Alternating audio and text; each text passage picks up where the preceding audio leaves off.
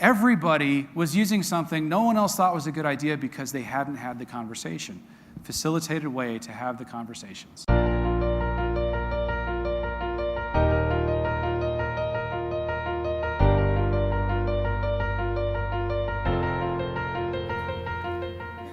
Helping managers have the tough conversations isn't just about the ability to give feedback, it's also about the ability to receive feedback. One of the tools that we use to facilitate those conversations is called Own the Ugly.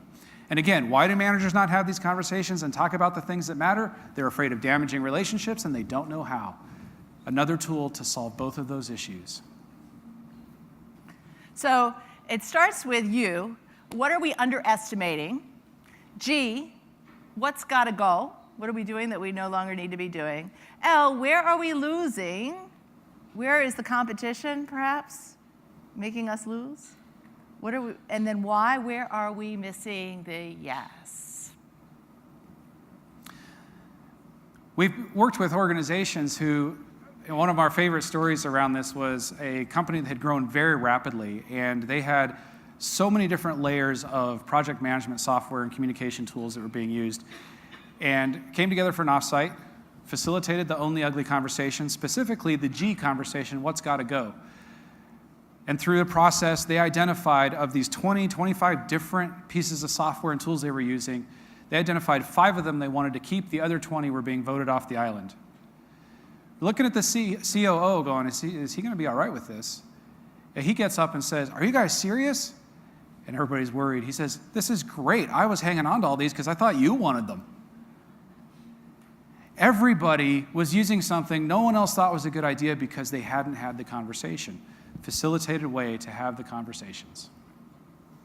So I want to share with you another example back from Verizon. So I spent the first decade in human resources, and then I moved into large call centers. And then I was asked to take with these lateral succession planning moves, and I was leading a 2,200 person sales team at the Verizon Wireless stores in Maryland, DC, and Virginia.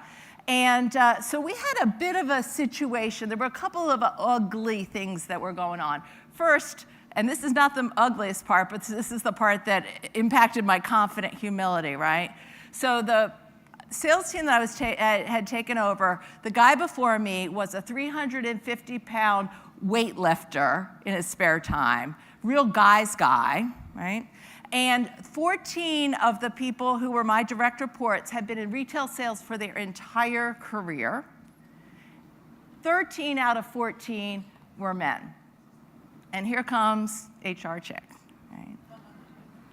But the real problem that we had was that Verizon had not been able to sell the iPhone yet. Does anybody ever remember that time? So AT&T had exclusive rights, okay? And so what was happening? Customers were lining up to come into our Verizon stores to do one thing. What? Yeah, disconnect their lines and go to AT&T so they could buy the iPhone. When is my contract up? The district managers were totally demoralized on the team. They said, you're from HR, just go back and see if they can lower quotas. Right? So I thought, somebody must be selling something around here out of 2,200 salespeople, right? So I said, please send me a list of the top 20 salespeople, and I just started following them around. And I ran into Yomi. Now, Yomi had a scraggly goatee that was down to here. His clothes were too tight. He did not look like he was our best bet for a top sales guy. But I was noticing that Yomi asked every single customer, where do you work? And I said, Yomi, why do you do that? Is that just to build rapport, to be nice? He's like, oh, no. I ask them where they work. And here's the thing. 4 out of 10 times, either they or someone in their family owns a small business. Now, the thing is, Verizon did not used to have good small business plans, but Sprint did, but now we do. And small business customers at this point in time were afraid of the security of the iPhone. They still wanted the BlackBerry. Anybody remember what a BlackBerry is? Yeah. So he says, so I ask where they work. They tell me they own a construction company or some other thing. I'm bringing over 5 and 10 and 20 lines at a time. I'm making bank. So I went back to the district managers and I said, Yomi's figured it out.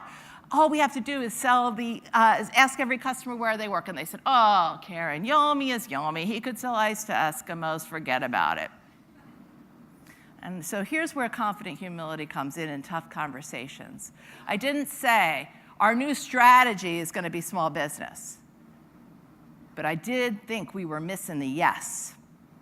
So I said, for one day, we're going to have every single person, every one of these 2,000 people on this team who are working that day to ask the customer one question.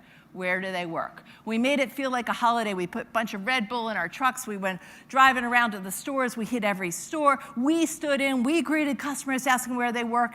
And when it led to a sale, we would take a picture of the customer. We'd take a picture of the phones lined up. We would tell the story. They'd send it to my assistant.